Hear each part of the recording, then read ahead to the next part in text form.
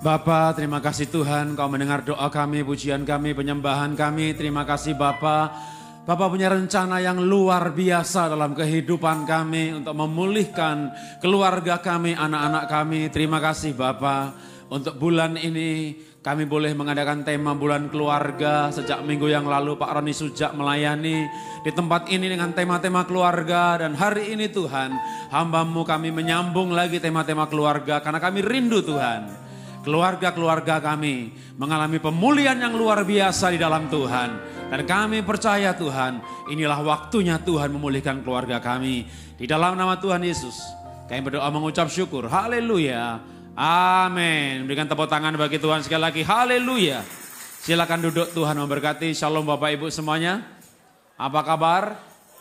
Luar biasa.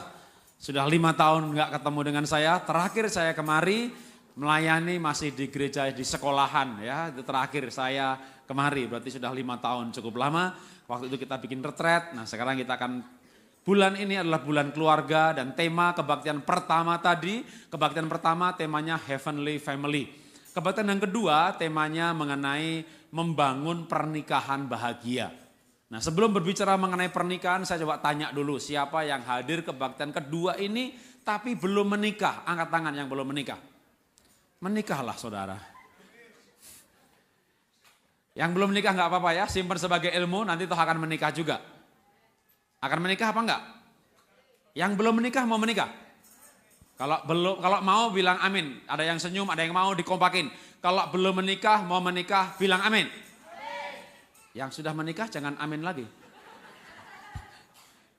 Bener nih mau nikah nih. Yang depan-depan yang belum nikah nih mau nikah nih, betul? Yakin? Yakin.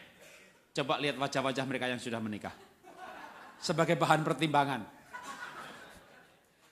Fenomena apa yang kamu lihat kalau melihat wajah-wajah yang sudah menikah? Wajah-wajah penuh penderitaan. Jadi menikah itu tidak sebahagia atau tidak semudah yang dibayangkan mereka yang belum menikah. Oke, boleh file berikutnya kita atau boleh ditayangkan filenya, kita akan ada supaya lebih mudah seperti poin demi poinnya gitu ya.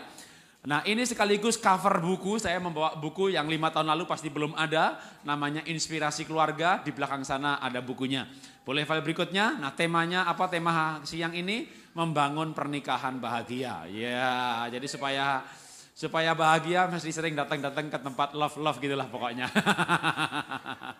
Ya, oke boleh file berikutnya lagi, masih ada iklan dulu dari saya. Saya membawa buku-buku yang di Jakarta sekarang mulai di recover, lalu halamannya dipertebal, bahkan di Jakarta harganya 40.000, 50.000, berarti kalau di sini $5 itu hampir sama dengan harga di Jakarta ya. Biasanya orang bawa ke sini mungkin jadi $10 gitu ya. Enggak usah jadi $10, $5 saja gitu ya. Semua buku judulnya sama gitu ya. Semua judul harganya sama gitu ya. Boleh file berikutnya lagi. Yang malas membaca ada DVD khotbah. Nama covernya traveling, kenapa dikasih kata traveling? Karena syutingnya di berbagai belahan dunia ini gitu ya. Lalu ada berupa MP3 juga ada, satu CD ada 100 episode pendek-pendek ya. Boleh file berikutnya lagi, ini hanya 2 tapi di belakang sana ada 5. Jadi di belakang sana ada 5 CD lagu. Semuanya tema keluarga. Jadi saya bukan penyanyi jadi saya nggak bisa menyanyikan tapi saya yang membuat kata-katanya. Di antaranya kata-kata soal janji nikah gitu ya. Di hadapan Tuhan ku berjanji untuk seumur hidupku gitu ya. Pokoknya perkataan janji nikah bikin lagu gitu. Tapi yang bikin lagu, yang worship itu Pak Jonathan Prawira. Tapi yang bukan worship orang lain. Ya, juga di belakang dengan harga $5. Berikutnya lagi ada beberapa Facebook yang saya miliki dengan berbagai macam tema bisa gabung di kelompoknya masing-masing. Jadi kalau misalnya suka tema-tema mendidik anak ya Facebooknya halamannya namanya itu ya. Boleh file berikutnya lagi, kenapa sih kita kebaktian kedua ini berbicara mengenai membangun pernikahan? Apa sih pernikahan itu? Tadi malam kebaktian pemuda sempat kita singgung sedikit, lalu Sabtu pagi juga sempat singgung sedikit, kita ulangi lagi. Pernikahan itu apa sih? Untuk memberikan arti soal pernikahan ini, maka yang belum menikah saya tanya, kamu mau nikah usia berapa? Kira-kira aja. Sebentar lagi. Anggap aja kamu usia sekarang 30, kamu menikah sekitar usia itu, kamu mati usia 80. Kamu nikah usia 25, kamu mati 75. Menikah usia 20, mati 70. Makin cepat menikah, makin cepat mati. Yang belum nikah gak percaya sama pernyataan saya? Lihat lagi wajah-wajah mereka yang sudah menikah. Makin lama usia pernikahannya, makin banyak garis penderitaannya. Kalau menikah usia 25, mati 75, apa arti pernikahan? Menikah artinya tinggal satu rumah, satu atap, satu kamar dengan makhluk yang sama, dengan spesies yang sama selama 50 tahun. Itu arti pernikahan. Hidup bersama selama 50 tahun. Sudah menikah? Sebelah-sebelahan sudah menikah? Nikah berapa tahun, Ibu? 10 tahun. Tahu artinya? Artinya ibu masih tidur sama sebelahnya 40 tahun lagi. Bayangin Bu, masih 40 tahun lagi. Renungkan sebentar. Jangan menangis. Masih 40 tahun. Ada nggak di sini yang baru menikah? Belum lama? Ada? Belum 5 tahun? Apa malah mungkin baru bulan madu, baru setahun? Ada? Nikah berapa tahun? 2 tahun. Istrimu mana? Wah, kamu masih 48 tahun lagi. Saya doakan sebentar. Tuhan, beri kekuatan. Jangan sampai mati di tengah jalan. Menikah itu hidup bersama 50 tahun jangka panjang. Maka penting sekali kita belajar hari ini. Maka tema yang ini tak taruh di kebaktian kedua. Karena habis ini gak ada kebaktian lagi. Yang waktunya kita tabrak-tabrak sebentar gak apa-apa gitu ya. Ya bagaimana menikah itu bahagia. Nah gimana caranya? Boleh file berikutnya. Gimana sih kita menikah bahagia? Apa bahagia atau sengsara? Itu tergantung bagaimana kita mengatur hidup ini. Tapi ada orang menikah dan tidak bahagia ya. Boleh file berikutnya lagi. Apa tandanya? Nah sekaligus iklan lagi, ini buku yang judulnya Kekasihku Setelah Pernikahan, mengajarkan bagaimana setelah menikah masih kayak orang pacaran. Apa sih tandanya menikah itu indah? Masih ada cinta enggak? Tadi Pak Lukas berbicara mengenai Iska dan Ribkah ya, bercanda enggak? Ibu-ibu masih ajak bercanda suaminya? Masih Pak, cuma kalau tak ajak bercanda berantem Pak. Jadi kalau diajak bercanda ya atau malah bapak yang ngajak ibu bercanda. Waduh Pak, istri saya tak ajak bercanda, nggak pernah jadi teman bercanda yang baik. Jadi kalau saya ngajak istri saya bercanda, dia selalu menjawab, nggak lucu, nggak lucu, nggak lucu.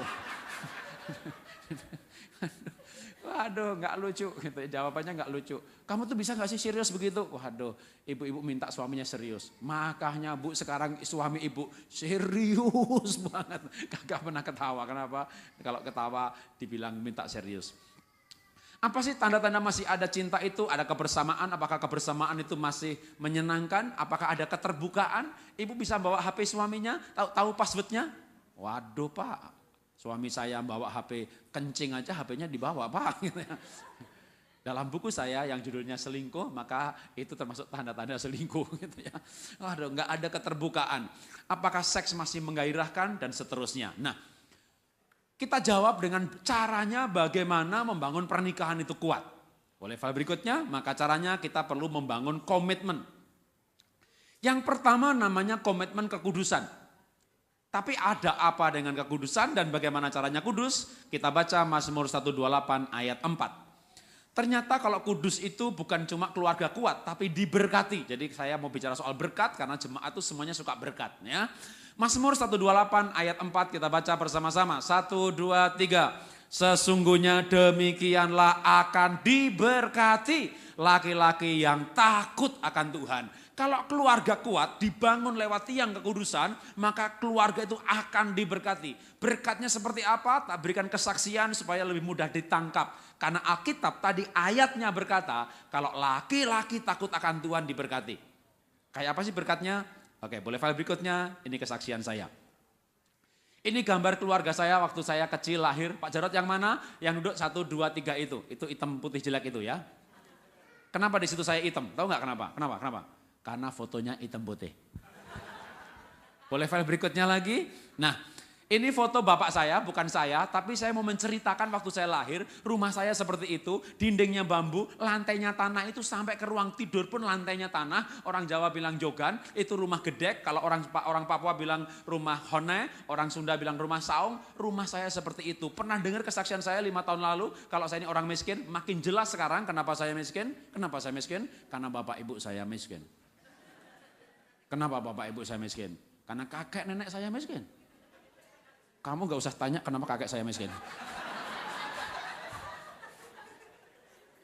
Orang miskin ini merantau ke Jakarta tahun 90 lalu menikah dengan wanita cantik putih imut-imut. Cia. Pengen tahu mana istri saya? Paling manis di ruangan ini. Cia.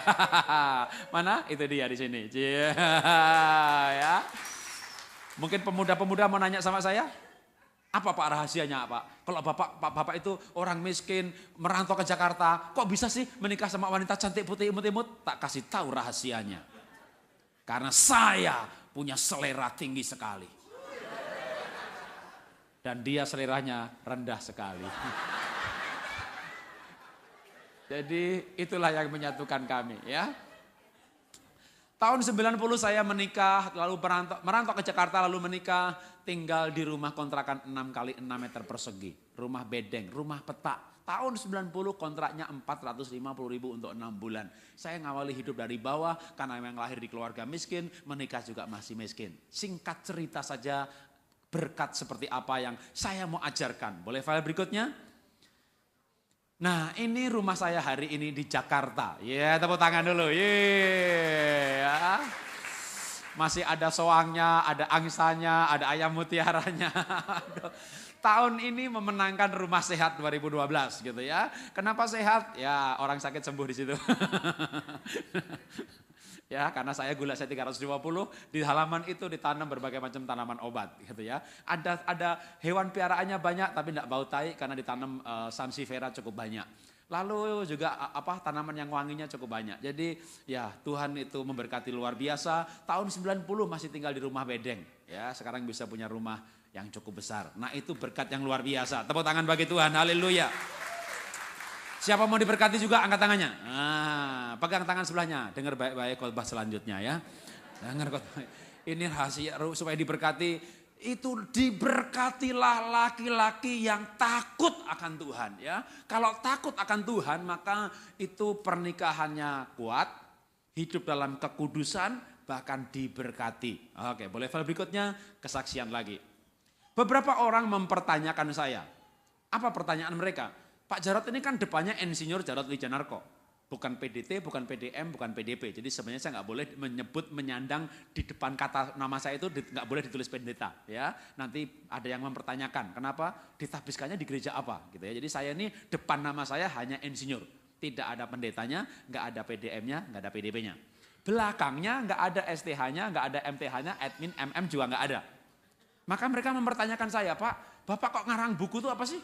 Belakangnya nggak ada MTH, STH, nggak ada MSI, PSI, cuma Jarod Wijanarko titik. Terus ngarang buku itu dasarnya apa? Teologianya nggak ada, sekolah teologi enggak, psikologi enggak. Dasarnya yang pertama firman Tuhan, yang kedua pewahyuan, yang ketiga pengalaman. Oke, contoh, boleh file yang tadi, bukan sebelumnya, yang tadi maksudnya. Misalnya saya menikah ya, saya Jawa, dia Tionghoa, saya Sanguin, dia Plekmatik. Waduh, saya ekonominya, ini bedanya banyak sekali. Ya, tapi menikah bahagia. Lalu ngarang buku yang isinya 22 poin perbedaan pria wanita karena punya pengalaman. Ya, menikah bahagia, nulis buku pernikahan bahagia. Punya anak hampir nggak naik kelas, lalu bisa menjadi juara. Waduh, nulis buku namanya Mendidik Anak. Ya, boleh file berikutnya lagi. Nah, lalu saya mengarang buku judulnya Selingkuh. Yang ini tidak berdasarkan pengalaman. Tapi kok bukunya detail banget ya Pak ya. Kayaknya yang mengarang itu bisa menyelami pergumulannya. Saya tidak mengalami, tapi saya mewawancarai orang yang mengalami. Jadi ibu-ibu saya wawancara ibu suaminya selingkuh, bilang apa sama suaminya? Waduh Pak Jarod, saya bilang sama suami saya tahu kamu selingkuh. Mau selingkuh ya silahkan. Satu syaratnya, enggak usah dinikahi. Jadi ini wanita suaminya selingkuh, itu wajahnya tegar, enggak sedih gitu loh. Dia bilang sama saya, kalau dia bilang sama suaminya, kamu selingkuh, tapi nggak usah dinikahi. Supaya anak saya nggak berebut warisan. Saya wawancarai ibu yang lain lagi. Bu, kalau ibu suaminya selingkuh bagaimana? Oh nggak mungkin Pak Jarod. Suami saya nggak mungkin selingkuh Pak. Hari Minggu dia pakai dasi, nyambut tamu. Kadang pengumuman, kadang berdoa. Bahkan kadang-kadang di saat dia bawa firman Tuhan. Suami saya aktif di gereja Pak. Nggak mungkin dia selingkuh Pak. Saya bilang, ibu tidak ada yang mustahil bagi orang percaya.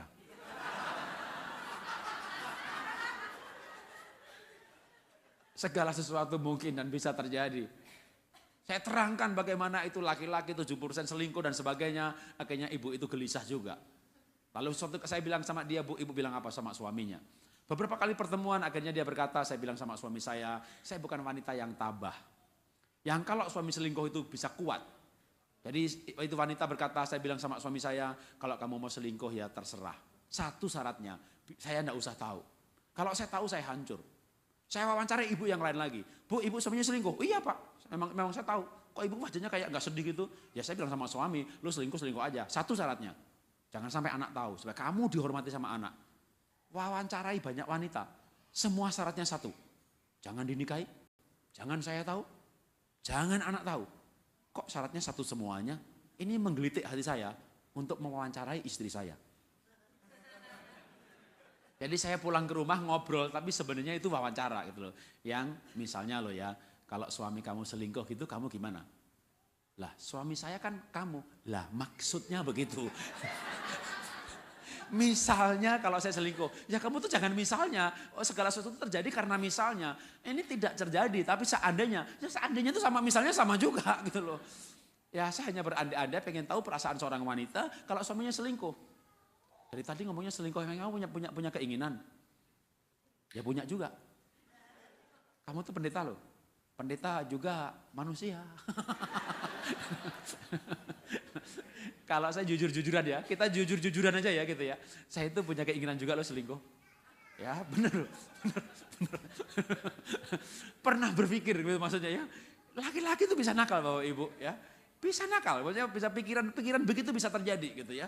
Jadi waktu saya ngobrol begitu, akhirnya istri saya bilang begini, ya sudah kalau emang kamu juga punya keinginan seperti itu, kalau mau selingkuh silahkan. Satu syaratnya, syaratnya satu juga yang dia minta. Saya dengar baik-baik, dia bilang apa? Satu syaratnya, jangan sampai Tuhan tahu.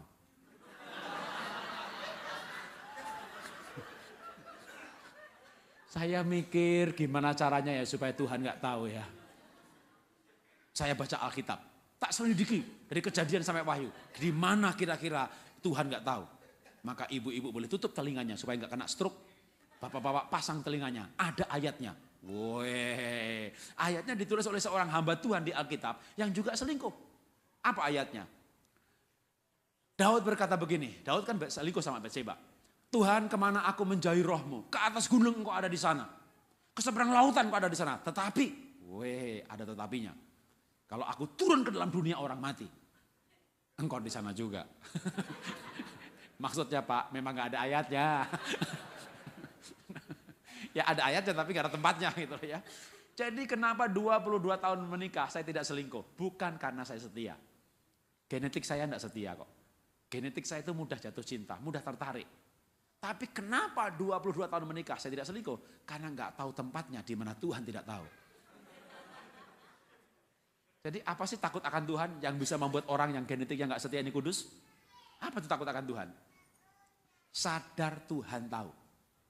Itu namanya takut akan Tuhan. Selama saya sadar Tuhan lihat saya tidak selingkuh, saya gak korupsi. Siapa mau hidupnya kudus angkat tangannya? Nah, kasih tahu sebelahnya, sadar Tuhan tahu ya. Kasih tahu suaminya, Pak sadar Pak, Tuhan tahu Pak. Bapak kasih tahu istrinya, wanita sekarang ganas-ganas juga loh ya. Mah sadar mah Tuhan tahu mah. Ya, kalau kita sadar Tuhan tahu, kita tidak jatuh dalam dosa. Amin. Nah, itulah definisi sederhana takut akan Tuhan. Sadar Tuhan tahu. Selama kita punya kesadaran Tuhan tahu, maka kita kudus. Kalau kita kudus, pernikahan atau keluarga pasti kuat. Ya, boleh file berikutnya sekarang. Yang kedua. Yang pertama tiang kekudusan. Apa sih yang membuat keluarga kuat? Namanya tiang penerimaan. Kenapa sih tiang penerimaan? Boleh file berikutnya, kita pernah bahas ini 5 tahun lalu, kita bahas ulang sebentar saja.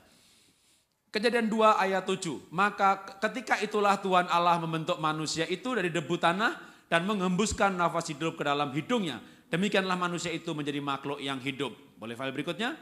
Kejadian 2, 21, 22. Lalu Tuhan Allah membuat manusia itu tidur nyenyak ketika dia tidur. Lalu Tuhan Allah mengambil salah satu rusuk daripadanya dan menutup tempat itu dengan daging. Dan dari rusuk yang diambil Tuhan dari manusia itu dibangunnyalah seorang perempuan. Boleh file berikutnya? Apa intinya? Intinya Alkitab menceritakan manusia itu laki-laki dibuat dari tanah, wanita dibuat dari tulang.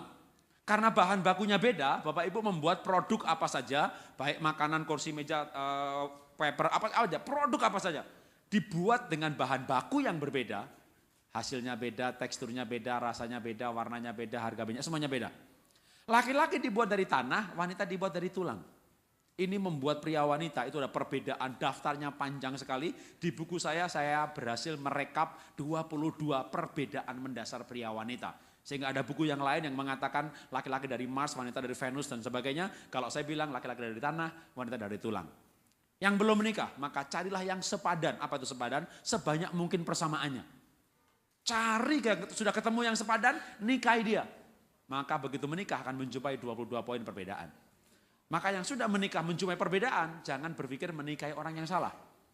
Karena banyak orang yang belum menikah, angkat tangan lagi yang belum menikah. Sesama angkat tangan boleh saling melihat. Itu ladang yang siap dituai. Yang belum menikah ini punya pacar, lalu saya kasih tahu sama mereka, coba pikir sekali lagi loh, kamu beda gereja loh, kamu beda ekonomi loh, kamu beda temperamen loh, kamu beda ini, beda itu. Mereka diperingatkan kalau banyak perbedaan, apa jawabnya? Mereka yang belum menikah ini. Saya sudah berdoa minta tanda Kak Jarod. Saya yakin sekali pacar saya dari Tuhan. Pemuda-pemudi punya pacar, yakin sekali pacarnya dari Tuhan. Tak kasih tahu kamu yang belum menikah, itu ibu-ibu yang sudah menikah, yakin sekali kalau suaminya bukan dari Tuhan.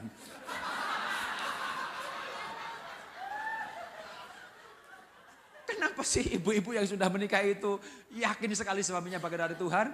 Karena menjumpai banyak perbedaan. Kami bedanya banyak banget Pak, kami nggak ada kecocokan Pak. Perbedaan kami banyak. Yang sudah menikah tak kasih tahu, memang Tuhan ciptakan berbeda. Jadi kalau menjumpai perbedaan bukan berarti Anda salah menikah. Kenapa? Tuhan memang ciptakan berbeda. Yang belum menikah cari yang sepadan, sebanyak mungkin persamaannya. Begitu menikah akan menjumpai banyak perbedaan. Karena itu apa konsep pernikahan Kristen? Boleh file berikutnya, Kejadian 2 ayat 27.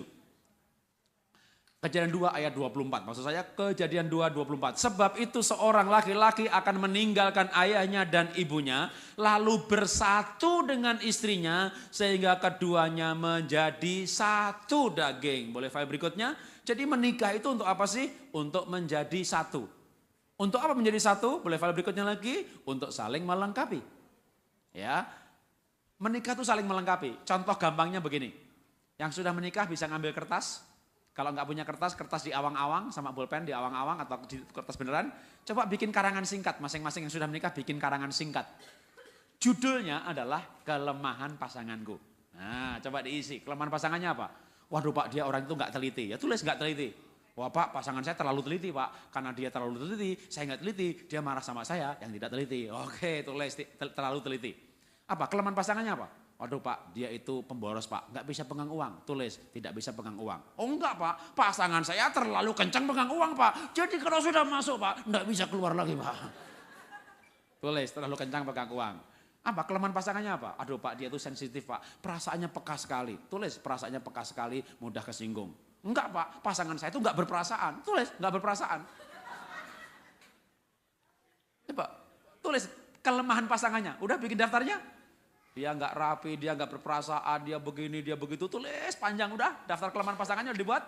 Nah, kalau sudah dibuat nih, sekarang coba judulnya diganti. Diganti ya. Diganti judulnya kekuatanku. Ternyata waktu Anda membuat daftar kelemahan pasangan, itu Anda sedang mendaftar kekuatan Anda loh. Tuhan sudah mengatur di muka bumi ini, orang itu menikah dengan orang lain yang kelemahannya dia, kekuatannya dia. Nah sekarang saya tanya kalau gitu. Pertanyaan saya gampang sekali Bapak Ibu yang sudah menikah, atau yang belum menikah juga boleh menjawab. Anda lebih senang dibutuhkan apa enggak dibutuhkan? Anda lebih bahagia dibutuhkan apa enggak dibutuhkan? Ya, enggak dibutuhkan itu begini loh. Mah aku pergi ya, aku mau keluar kota. Pergi-pergi, pulang-pulang, mati lebih baik. kamu enggak pulang juga enggak apa-apa kok, aku enggak butuh kamu. Aku enggak butuh kamu gitu ya. Itu namanya enggak dibutuhkan, ya. Ya kalau dibutuhkan sebaliknya bisa dibikin cerita sendiri gitu kan. Anda bahagia dibutuhkan apa enggak dibutuhkan? Siapa lebih bahagia tidak dibutuhkan? Angkat tangannya. Siapa lebih bahagia dibutuhkan? Angkat tangannya. Oh, lebih banyak angkat tangan yang dibutuhkan kan. Ya sudah, kalau Anda bahagia dibutuhkan, maka pasangan Anda itu enggak usah dirubah. Dengan demikian dia membutuhkan Anda gitu loh. Ya, misalnya pasangan Anda itu kaya, duitnya banyak tapi enggak teliti.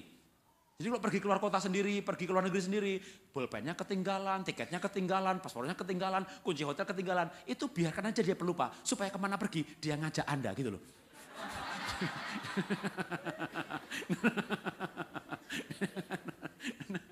Anda tidak usah merepot-repot merubah pasangan. Anda melakukan panggilan Anda. Pasangan Anda gak rapi, Anda rapi, itu panggilan hidup Anda. Anda lakukan dengan senang hati, maka pasangan Anda akan butuh Anda. Karena dia gak rapi, badannya hilang terus, Anda rapi, Anda merepotkan dengan sukacita, pasangan Anda akan dalam hati berkata, saya memang butuh dia. Saya memang butuh dia. Lama-lama gak dalam hati tuh, betul-betul dia ucapkan, saya tuh gak bisa hidup tanpa kamu. Cielah.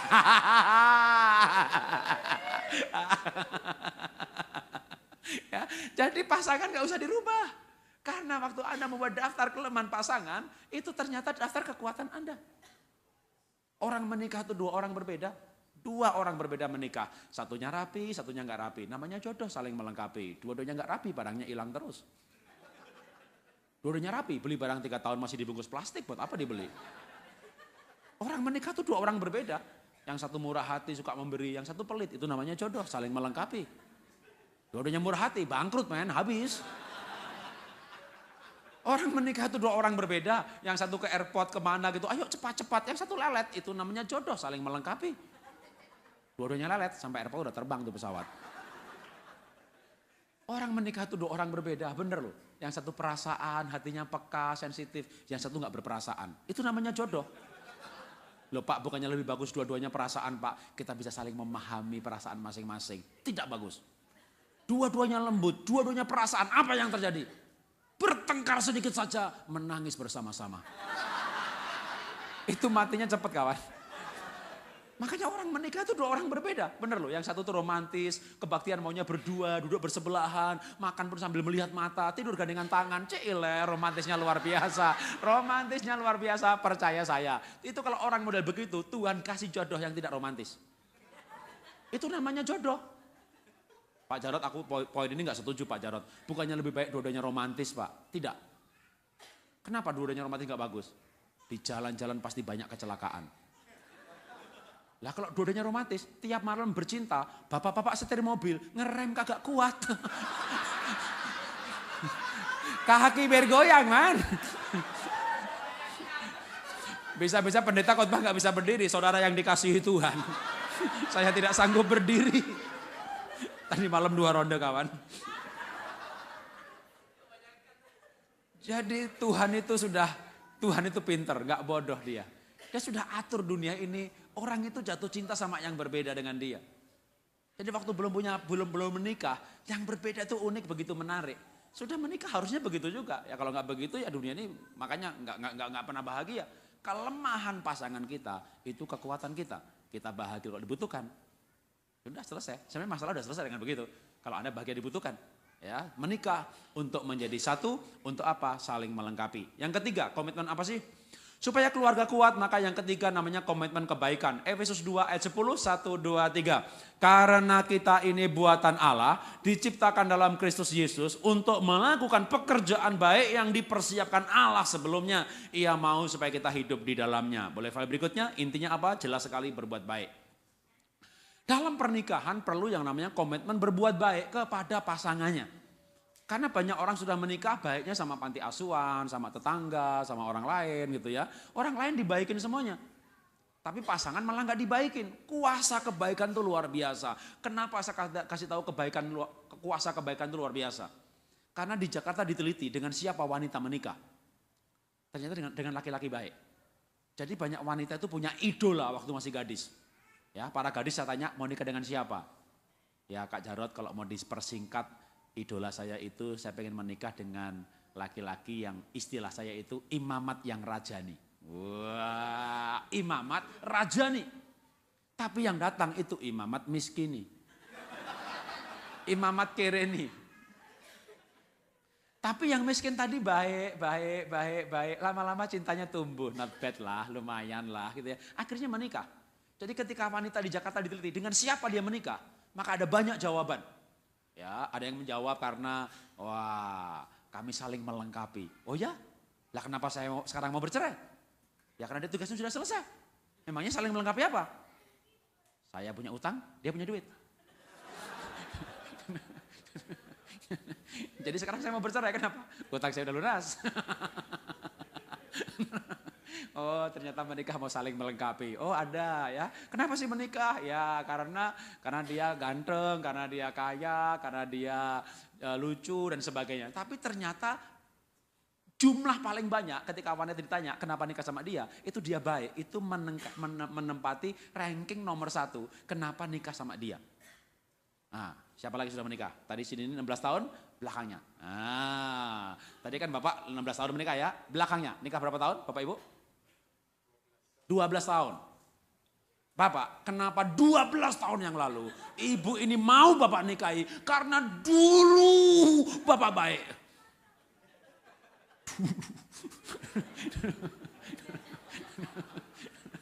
Survei melaporkan wanita itu mau dinikahi karena dia baik. Kalau nikahnya 12 tahun lalu, pasti 13 tahun lalu kan ketemu gitu kan. Lalu selama setahun itu baik, makanya 12 tahun lalu mau dinikahi itu pasti dah. Kenapa? Karena dulu kamu baik.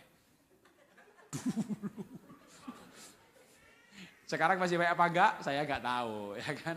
Ibu yang tahu, tapi banyak wanita itu mau dinikahi karena laki-laki itu baik. Ya, tadinya enggak cinta loh. Tapi karena dibaikin jadi cinta, itulah kuasa kebaikan. Makanya sekarang setelah menikah, baik bapak atau ibu, dua-duanya ya. Bapak baikin ibu baikin bapak. Bapak baikin ibu baikin bapak gitu ya. Pasti orang mesti baik sama suaminya, baik sama istrinya. Amin. Kenapa kalau dibaikin? Cintanya tumbuh. Baik itu kebaikan merubah nggak cinta jadi cinta. Nah kalau ada cinta, maka perilakunya juga berubah. Jadi orang tuh kalau dibaikin pasti berubah. Maka ibu baikin suami, pasti berubah. Kok Pak Jarod ngomongnya yakin banget sih? Pakai pasti. Karena saya yakin sekali kalau dibaikin pasti berubah. Kenapa yakin pasti? Karena Alkitab yang Bapak Ibu pegang mengatakan bahwa di dunia ini semuanya berubah. Hanya satu yang tidak berubah. Tuhan Yesus. Makanya kalau ibu baikin suami pasti berubah. Pak, sudah belasan tahun saya baikin suami. Tapi dia gak berubah-berubah. Wow, mungkin dia Tuhan Yesus.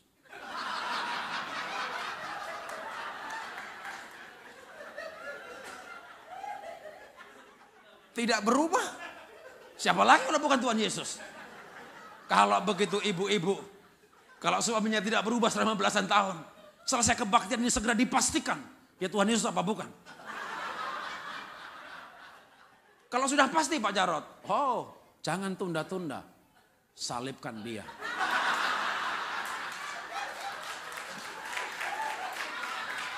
Salibkan. Mati dan dikuburkan. Turun ke dalam kerajaan maut. Lalu taruh depan kuburannya batu yang besar. Sahabat 3 orang satpam. Jangan sampai anak buahnya mencurinya. Nanti penyesatan menjadi lebih besar lagi. Tunggu 3 hari. Kalau bangkit Pak, Tuhan Yesus. Kalau nggak bangkit Pak, ya sudah. Sudah. Mau ditangisi apa disyukuri ya terserah. Tapi kayaknya nggak perlu disalib deh. Saya yakin Tuhan Yesus akan datang lagi. Saya tahu itu.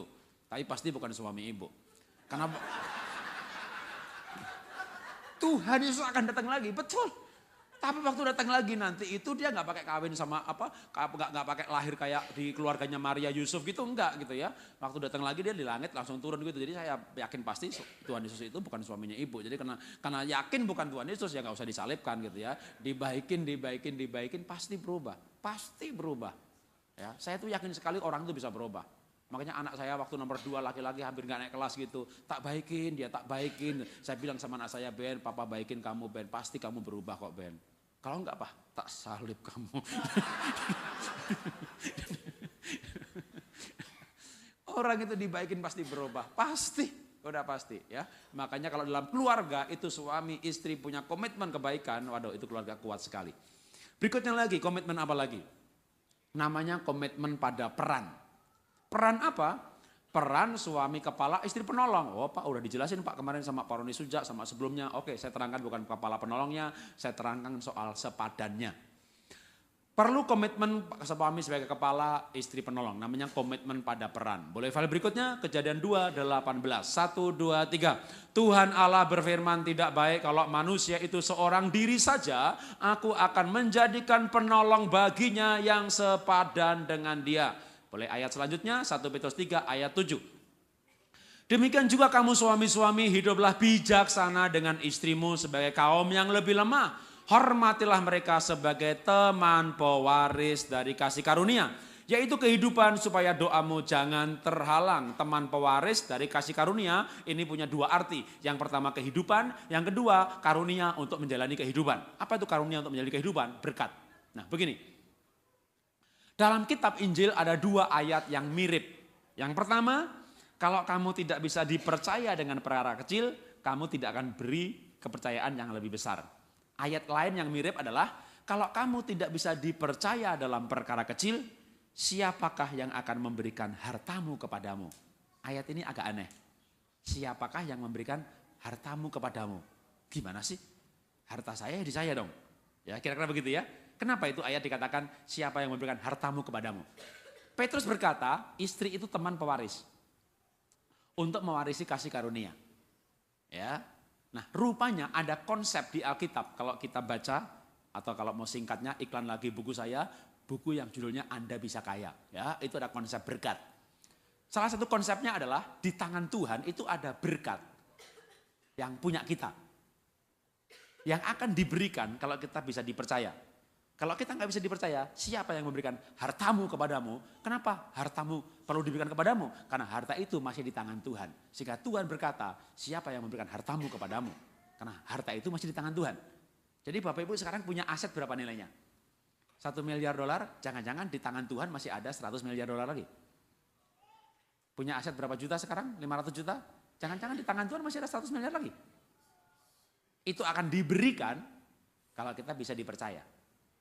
Dan kita bisa dipercaya di hadapan Tuhan dalam hal ini kalau kita itu punya kongsi untuk mewarisi harta yang bagian kita tadi.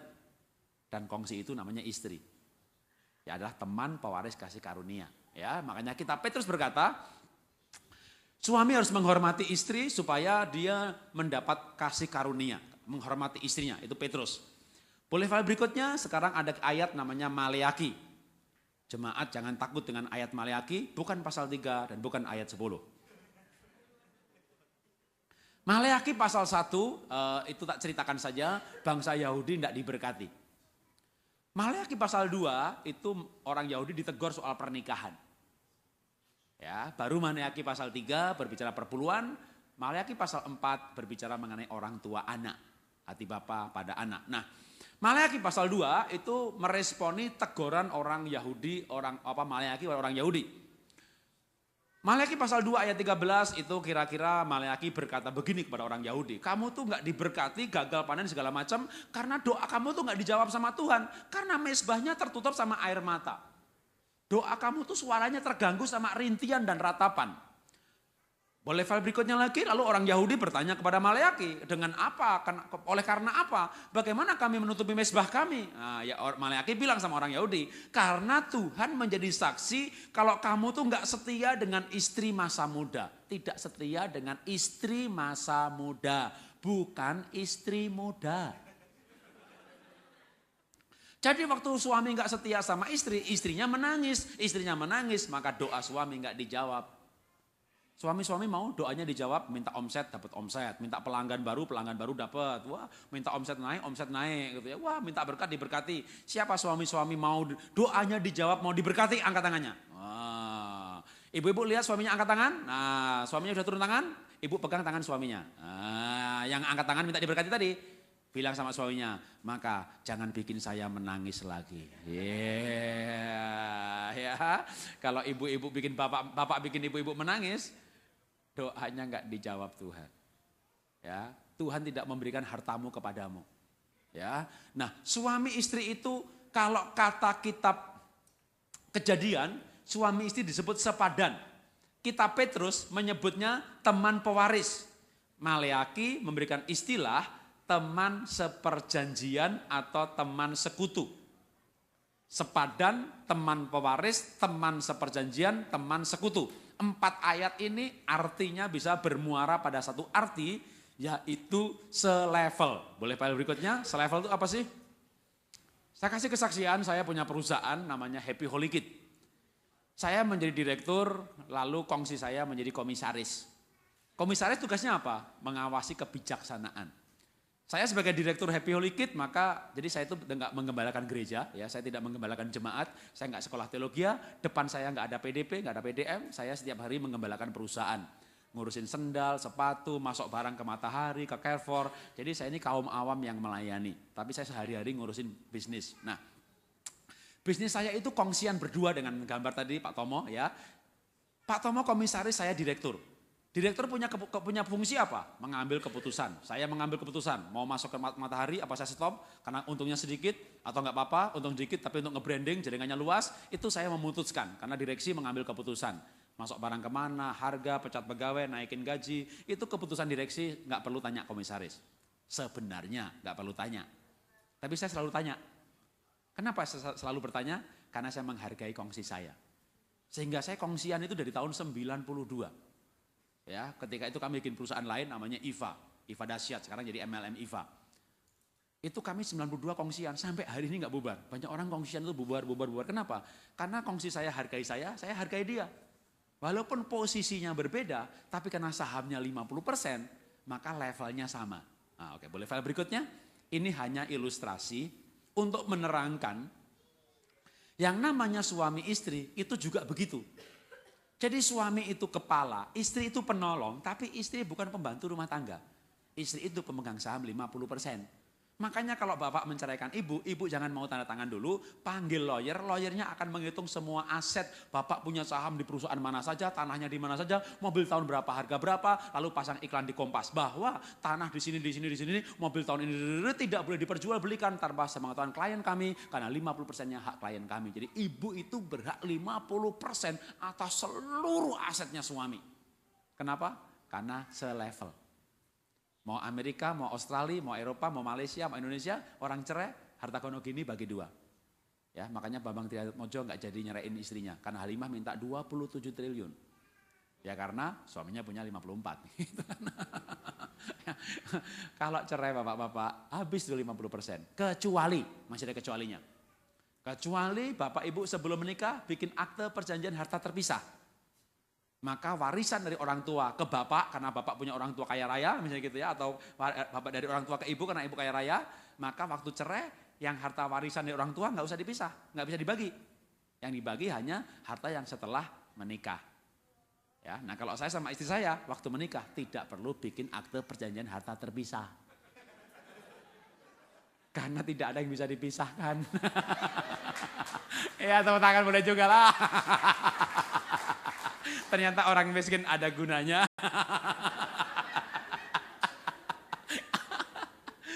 Waktu dia ragu-ragu nikah sama saya bilang orang miskin itu punya kelebihan.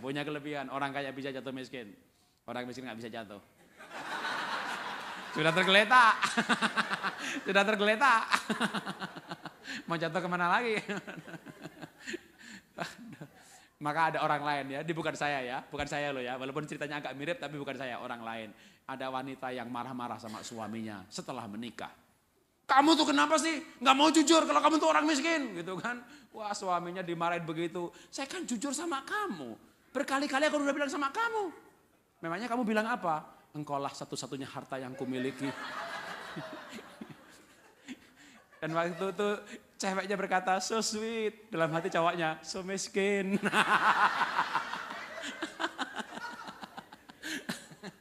Tapi ceweknya salah mengerti. Engkaulah satu-satunya harta yang berharga. Waduh, dia rasa, wanita ini rasa dia paling dihargai. Maksudnya memang laki-laki itu gak punya apa-apa. Itulah untungnya orang miskin. Yang kedua. Jujur aja dianggap merayu coba. Aduh, bicara keuntungan orang miskin banyak banget ya, banyak banget. Maklum, mantan orang miskin. Oke, jadi komitmen pada apa? Komitmen pada peran. Yang berikutnya lagi terakhir, wah waktunya cepat sekali, udah 11.54. Ya. Yang terakhir komitmen pada apa namanya? Komitmen pada integritas. Boleh file berikutnya? Integritas itu apa sih? Integritas itu gabungan beberapa item menjadi satu. Kejujuran, pegang janji, ya itu namanya digabung jadi satu menjadi integritas. Boleh file berikutnya lagi? Atau tunggu sebelumnya tadi. Oh ya. Integritas itu diuji oleh kejujuran dan diwujudkan dalam bentuk keterbukaan. Oke, boleh file berikutnya. Mungkin saya stop sampai di sini untuk filenya. Ya, saya akhiri dengan kesaksian di sini. Lalu kita akan masuk dalam perjamuan kudus. Tapi saya akan berikan kesaksian mengenai integritas itu paling gampang diuji oleh uang. Saya cukup jujur, saya cukup baik, saya usir setan, saya bakar jimat, saya melayani, saya tidak pendeta, tapi saya hamba Tuhan. Tapi dalam hal integritas, saya bertumbuh. Dan saya pernah punya integritas tidak bagus, walaupun cukup jujur. Walaupun cukup baik. Karena baik sama integritas itu dua hal yang berbeda. Ya, bisa berbeda. Contohnya, waktu itu saya bekerja di Astra dan istri saya kerja di Hero, kami menikah, gaji dia tiga kali lipat dari saya. Saya punya keluarga besar orang miskin semuanya, bapak saya miskin, ibu bapak saya miskin, ibunya adik bapak saya juga miskin, adiknya ibu saya juga miskin. Waduh, pokoknya semuanya miskin ya. Jadi waktu saya masih kecil gitu, ibu saya bilang, "Le, nanti kalau kamu berhasil bantu adikmu ya." "Oh iya, Bu." "Nanti kalau kamu berhasil bantu anaknya Pak D." "Oh iya." "Loh, Bu, kok anak Pak D juga?" "Lah, Pak D-mu kere, Le." "Oh, kere juga." "Oh ya." Ya, kere. Kere itu miskin gitu ya. "Nanti kalau kamu sukses bantu anaknya bule." "Lah kok bule juga, Bu?" "Lah bulemu ya kere juga, Le." "Oh ya, miskin juga ya, Bu ya." "Iya, kere miskin." Waduh. "Pak D, Pak Le kok kere kabeh toh, Bu?" Waduh. Lalu ibu saya bilang, "Ya awake dhewe kan kere grup Le," gitu ya. Kere grup itu ya pokoknya kere kabeh gitu ya. Kere kabeh itu kere grup ya, awake dhewe kere kabeh gitu ya. Maksudnya kere grup gitu kan. Nah, jadi dari kecil itu digadang-gadang itu diharapkan membantu keluarga. Singkat cerita menikah ke Jakarta, kerja di Astra. Orang kampung melihat saya di Jakarta kerja di Astra perusahaan swasta nasional, itu dianggap berhasil. Walaupun masih tinggal di rumah bedeng, walaupun masih kontrak. Kayak saudara merantau ke Amerika, wah itu di kampung, sekarang di Amerika loh. Waduh, itu dianggap berhasil saudara, dianggap sukses saudara ya. Masalah di sini ada nyuci piring itu lain persoalan. Oh, 1 jam $6 loh. Waduh, itu di sana seminggu $6 tahu nggak? Gitu ya. Jadi orang di kampung tuh nggak mau tahu Anda kontrak rumah berapa, makan sehari habisnya berapa tuh nggak tahu. Ya kita di Jakarta kerja di swasta nasional dianggap berhasil. Karena dianggap berhasil ya diharapkan tiap bulan kirim duit. Maka kami pun saya begitu menikah bulan pertama tuh saya kirim duit ke adik saya kirim duit ke adik saya lagi, ke ibu saya. Aduh semuanya tak kirimin duit. Saya jujur, istri saya tahu saya gaji berapa dipakai buat apa itu saya jujur. Kalau gaji. Namanya orang marketing selain gaji dapat komisi. Nah kalau gaji saya jujur karena teman saya di kantor bilang, "Rod, gaji ini uang istri. Kalau komisi, nah itu uang laki-laki." Ya, maka waktu saya dapat komisi, saya nggak cerita sama istri, diam-diam tak kasih ibu saya. Wah ibu saya terima komisi, senang sekali. Dia telepon ke rumah, yang terima telepon istri saya. Wah ketika kami bertengkar, lalu ya saya salah emang saya nggak bilang sama dia. Waktu bertengkar itu saya berjanji sama istri saya, bahwa saya tidak akan mengulangi lagi. Dan setelah itu betul-betul saya ulangi lagi. Kenapa saya ulangi lagi? Karena waktu mulut saya berkata, saya berjanji tidak akan mengulangi lagi. Di hati saya kalimatnya lain. Lain kali harus hati-hati. Jadi lain kali saya hati-hati. Saya telepon ibu saya dulu, "Bu, nih saya telepon ya Bu ya. Ibu tak kasih uang ya. Jangan bilang sama istri. Wah, le ora becik le. Itu enggak bagus, Nak. Harus bicara sama istri. Bu, kalau enggak bagus, duitnya dikembalikan." "Ya jangan, Nak." Kalau jangan ya diem. Duit terima, bilang jangan, bilang enggak bagus. Udah Bu, kalau duit diterima udah diem Bu, udah do. Tapi itu enggak bagus loh Nak, kamu tuh pendeta loh Nak. Bu, pendeta, duit, lain ceritanya Bu, lain urusannya. Aduh, pokoknya ini biar damai di bumi Bu. Kalau istri enggak tahu tuh damai di bumi. Kan lebih baik aman, damai di bumi daripada bertengkar. Diam-diam tak kasih ibu saya. Diam, namanya laki-laki enggak teliti. Bukti transfer kececer. Ketemu sama dia. Ketahuan. Aduh, kami bertengkar lagi, namanya bertengkar berdebat gitu ya. Kenapa nggak bilang segala macam, waduh. Lalu saya berjanji dengan sungguh-sungguh bahwa saya tidak akan mengulangi lagi. Setelah pertengkaran yang kedua ini betul-betul saya ulangi lagi. Dengan cara yang jauh lebih hati-hati. Jadi nggak pakai transfer dengan cara metode para koruptor. Ya, koruptor itu nggak pakai transfer. Mobil ketemu mobil, pantat mobil dibuka, kardus bergeser, itu miliaran rupiah transaksi selesai gitu ya. Jadi dengan cara kita seperti itu, tak tunggu adik saya datang ke Jakarta, begitu datang ke Jakarta tak kasih uangnya. Tapi bapak jangan main-main sama wanita, marifatnya kuat sekali. Wanita itu nggak ada barang bukti, tahu dia kalau kita ngasih uang ya. Kenapa? Dia lihat adik aja cengar-cengir aja dia ngerti kalau dikasih uang. Maka istri saya tanya sama saya, kamu ngasih uang adik, saya ini pendeta, saya itu hamba Tuhan. Waktu ditanya, kamu tuh ngasih uang adik, saya jujur, saya bilang iya saya ngasih. Wah, jujur ya kan, jujur. Ditanya kamu ngasih uang adik, iya saya ngasih, jujur saya. Berapa? Saya bilang 500.000 lebih. Jujur saya bilang 500.000 lebih. Lebih 3 juta. Waktu saya bilang 500 lebih, saya bohong nggak? Ya enggak lah, mana bohong. 3.500.000, lalu saya bilang 500 lebih, di mana bohongnya? 3.500.000, 500.000 lebih, itu termasuk di dalamnya 3.500.000. Jadi waktu saya berkata 500.000 lebih, itu secara hukum tidak berdosa, tidak ada ayat yang saya langgar, saya mati masuk surga. Saya berani taruhan deh, baru berani taruhan. Itu mati masuk surga loh, kenapa? Saya tidak berdosa sama sekali loh. Tidak ada satu ayat pun yang saya langgar. Loh, coba ayat mana yang saya langgar? Bisa tunjukkan enggak?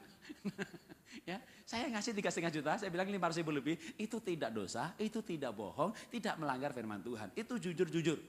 Bicara jujur itu jujur 100%. Bicara integritas itu nilainya rendah. Nah, sekarang mengerti apa itu integritas?